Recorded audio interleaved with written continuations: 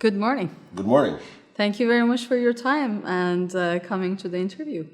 Thank you for your gracious invitation and your hospitality. Thank you. So, tell us about yourself.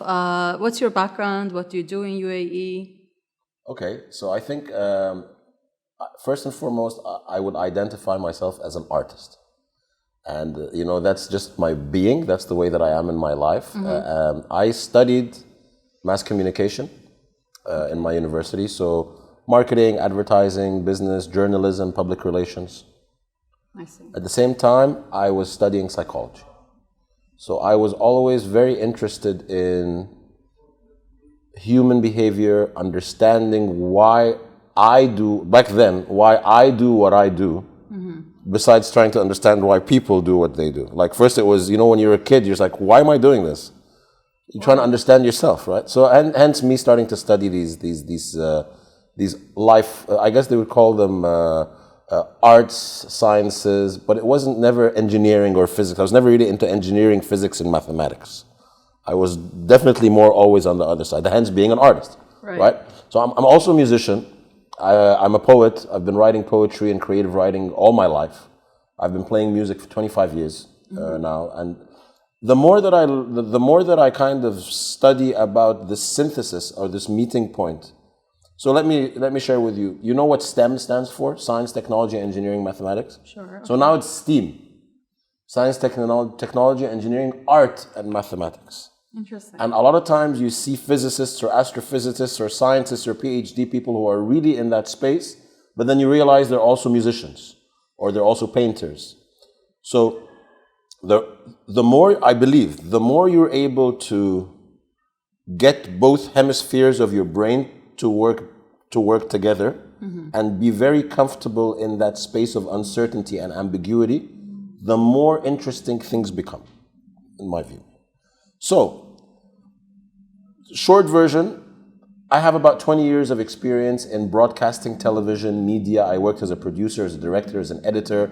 I used to work in television. I've done just about everything around broadcasting. Not the technical stuff like MCR and stuff, but I was in operations and acquisition and content development, all that stuff. But always in parallel in my career, I was always interested in training, coaching, change management. I was always interested in the people side of things. And I've been very grateful that I've attended many different trainings and so on that cover the spectrum or the gamut of a lot of different, I would say, modalities, right? So whether it's 7 habits, whether it's emotional intelligence, whether it's leadership, whether it's negotiation, all these things. So I guess I was very well prepped, right?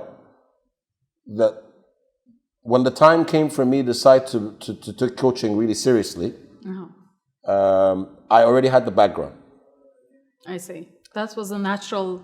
It was a natural evolution. Right. So you can say that I wrote and published a book about the journey of self-development about 7 years ago.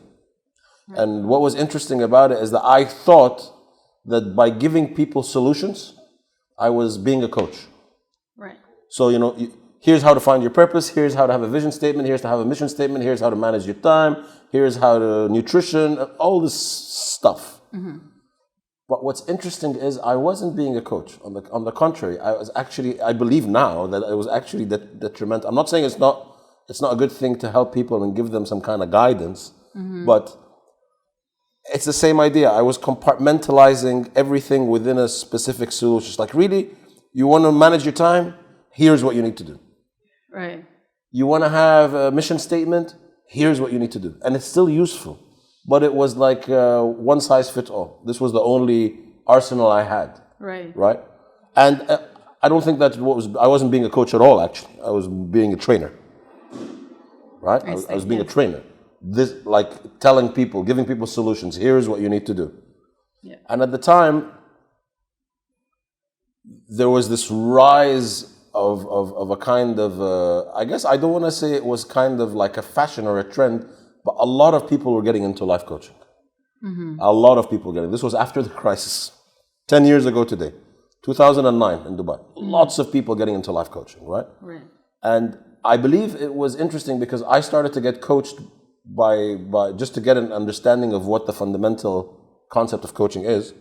And I had some excellent experiences and I had some horrible experiences. Whether it's with actual coaching providers or coaches themselves. Okay, so that's my own experience. So I was like, I need to figure this out. I need to understand. So I took a decision to study actual coaching with the ICF, the International Coaching Federation, understand what coactive coaching is, different modalities, a bit of NLP, a bit of systemic coaching, a bit of ontological coaching, positive psychology. So I took this kind of round of all these different modalities. And I think at that time I was able to confidently say, now I can easily know the differentiator between what a trainer does and what a coach does. Right. And now I call myself a coach. I'm certified as ACC by the ICF. I focus on innovation in my career, but I also focus on holistic coaching in my one-on-ones. Right. And so my next question basically was, how do you help organizations with your coaching? What's your approach? So in my career, the company or the organization that I work for, we position ourselves as an innovation coaching consultancy, right? And our value proposition, I know it's going to be like, it seems long, but we had to design it. So we empower people. It's about people, right? To co-create, to validate, and to execute innovative solutions that generate value for their stakeholders. And I can break this down.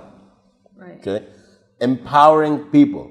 So we don't tell people what to do. We empower them through workshops, through coaching, through consultancies, through tools to help them find their own insights. But we facilitate these short-term, medium-term, and long-term workshops, consultancies, and so on, right? To co-create. So it's really important that the teams come together and understand that it's about breaking down the silos, normalization. The CEO and the middle management and the new joiners can all work together in the same team, because the diversity of the team is what really brings out the creativity and the innovation, right? To validate. So, you have these ideas or assumptions, and you need to go out and try to find evidence for these things, to validate them before you make these investments. And to execute these innovative solutions that generate value. It's about generating value for stakeholders. Right. And it could be internal. And it could be external. It could be external. So a company might hire us to help them enable their internal innovation team to start to change the culture internally, so that after 3 months, 6 months, a year, there's a change that happened. And then we talk about how technology can become an enabler to that. Right? Right. Or it could be external. Help us redesign our retail experience. Help us, recreate the tourism experience, and so on. So it could be for external. It could be for internal.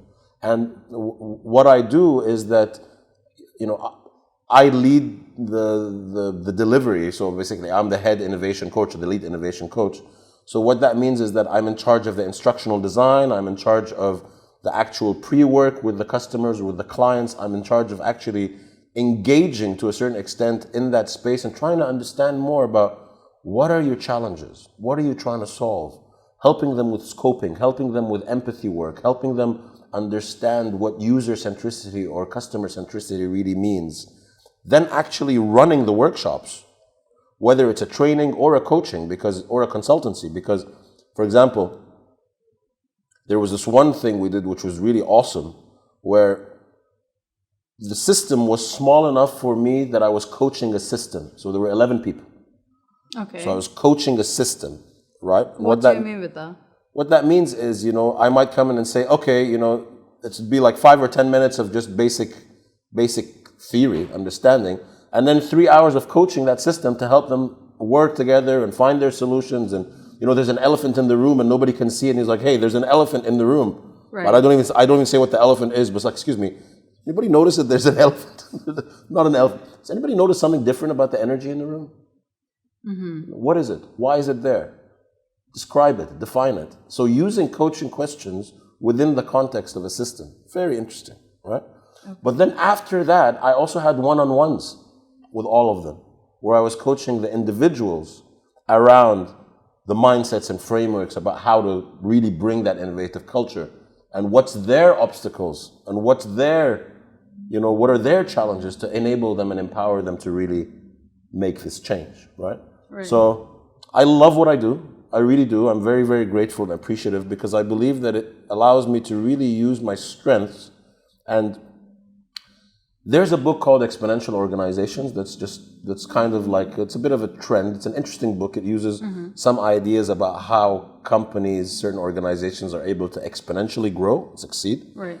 And it starts off with a concept called an MTP, which is a massive transformational purpose, which is linked to what Simon Sinek talks about, the three golden circles. Start with why. Why do you do what you do as an organization? And how does that cascade down? And how do you bring everybody to be moving towards that same momentum, right? Right. So as a human being, as an individual, I believe you need to have a massive transformational purpose. And I figured out my massive transformational purpose about 10 years ago, which is to inspire and empower creative and positive change. I mean, that's what I'm about. Right. So whether it's through my music or through my being or through my workshops or through my career, I'm always saying, okay, am I inspiring, empower creative and positive change? And in the work that I'm doing right now, every single workshop that I run, I come out of it energized because I've seen that I've been able to affect that change. And people see the enthusiasm. They're like, you're still on your feet 10 hours later and you're kind of like energized. I'm like, yeah, because I love what I'm doing. Right. So basically the organizations, when they are having like this kind of expertise within the organizations, what's their hope exactly? So I understand that you're helping a team to go through a known goal. Is that right? To like basically let's redefine the question. Are you asking within the context of disruptive or incremental innovation, or are you asking within the context of general coaching? No.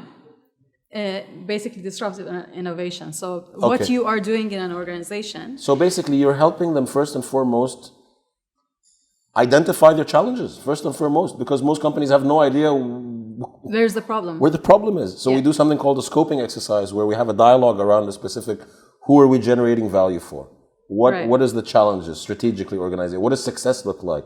What's the current space? Where are you moving to? What does the environment look like? What are some of the insights that you have? And from then we have a conversation like, so there's a very powerful question, a very powerful coaching question that we sometimes can ask an organization as well when there's a lot of noise. Right. And I just say, okay, like let's say 10 people, 10 CEOs. Okay, what's the one challenge? And listen to the way this question is articulated, because it's even the way that it's articulated is important. What's the one challenge that when solved will have the biggest impact on your success? I see. Not if solved, when solved. So it's aspirational.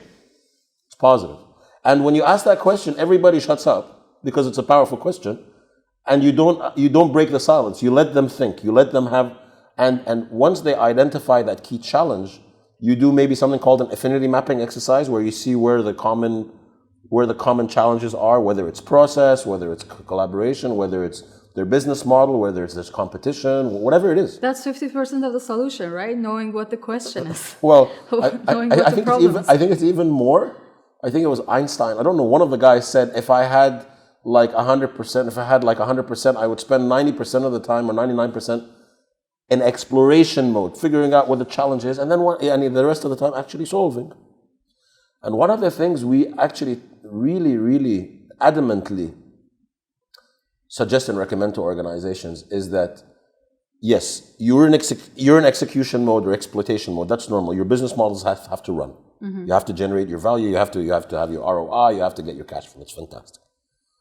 But you need to learn to take a step back and spend and allocate resources in the search mode, in the exploration mode.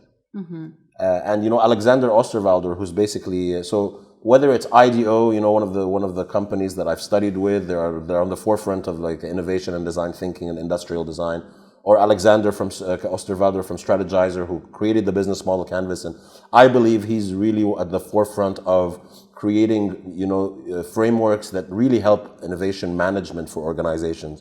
And he talks about value proposition design, but he talks also about creating a portfolio of innovation projects, and in a way you're able to basically have this kind of like interesting portfolio of these projects, and you're able to map what's working and what's not, and what do you continue to invest in, and what do you let go of. And there's a new book coming out now called Testing Business Ideas, which is really an application of the scientific method of validating your assumptions Right.